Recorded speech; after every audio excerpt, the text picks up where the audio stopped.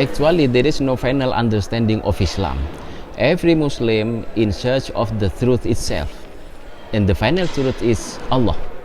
According to the Quran, it is mercy, the main message of Islam. If we speak about compatibility of Islam and democracy, we should define what Islam is.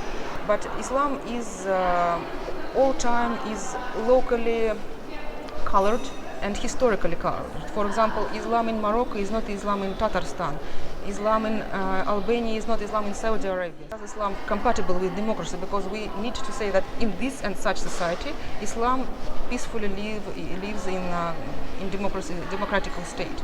So for me as a scholar, Islam is not something defined forever. So that is why we all time should speak about time and space.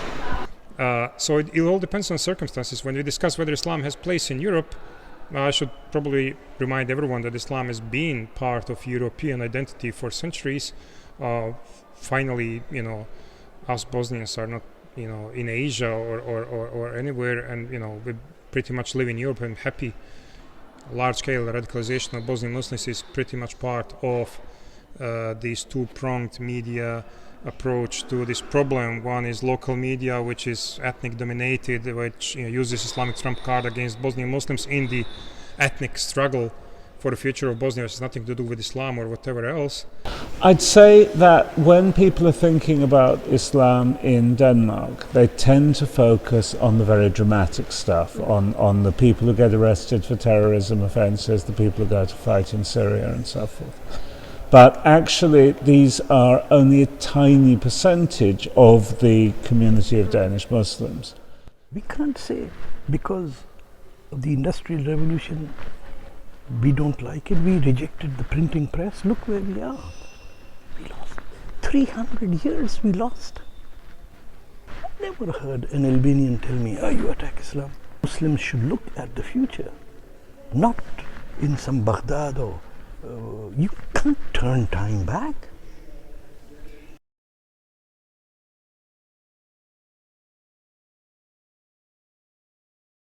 Islam become integral with local tradition. There is no contradiction. And here we see Islam separated from tradition, from culture. It's meant to be Muslim, no need to be Arab. Indonesian Muslim, no less Muslim than Arab itself. These include things like everybody's equality, the idea that you can have your space for your faith, but so long as you don't intrude on the rights of others as well. So there is the scope for have any faith thrive, but in harmony with everybody else as well. And this is even the Muslim ideology. Muslim ideology is about embracing everybody. God says in the Quran that God made man and male and female and made them into tribes and nations so that everybody may know each other. So that diversity is something that is blessed in Islam.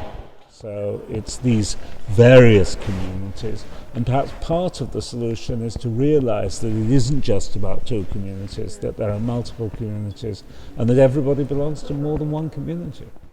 But Tatarstan is the place where for ages ethnically Muslim Tatar population lives side by side with ethnically Orthodox Russian population.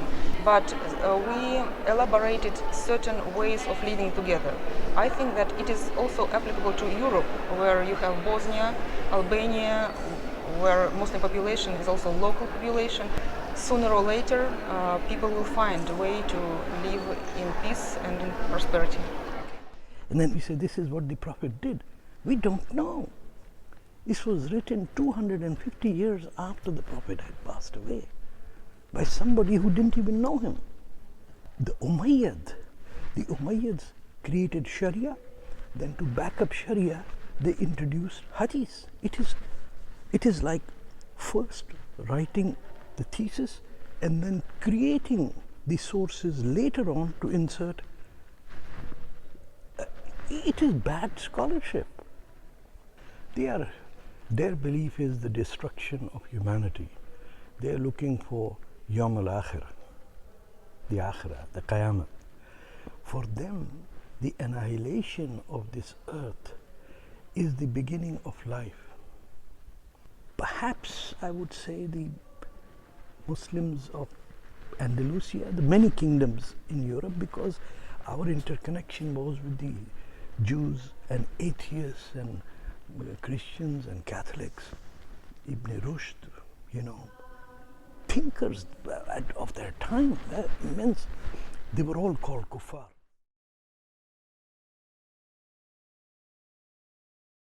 Because mainly the main problems are related to the first generation of immigrants, isn't it? But the second generation who are getting education here, they belong already to this country, making them trust governments. So they are not trusting their government, and also at the same time they are making some kind of comparison. Government is government. Government is supposed to be bad. And also the education about the government here, about democracy, even their understanding of democracy is totally wrong. The wives of the Prophet, they were knowing more hadith. They played very important role in society. But what did happen after a while? The status of women was deteriorating very fast because Arab culture, which was practiced before Islam, it again returned back. And this was the reason, because the children are learning at home also how to communicate with people. If women are not happy, they will be not good mothers. In many Muslim societies today, women are unhappy. And one basic criterion is that we all agree there should be equality of citizenship. So there are certain basic modern conditions that require for everybody's survival that have to be rooted in a modern context. And the start off is the idea of equal citizenship. At a national level, there has been discussion about bringing citizenship education into the school program, for example. But the school program is actually already so full up. And although there is a national government office that's concerned with democracy education, and therefore there are some programs, smaller programs working on that, there isn't really anything nationwide on this. To the smallest. And the way we teach from the last to the beginning. Because the smallest is easy to remember. So the children are made to learn the Quran upside down. You don't learn to climb the stairs by coming down. You start on the first step and then you go up.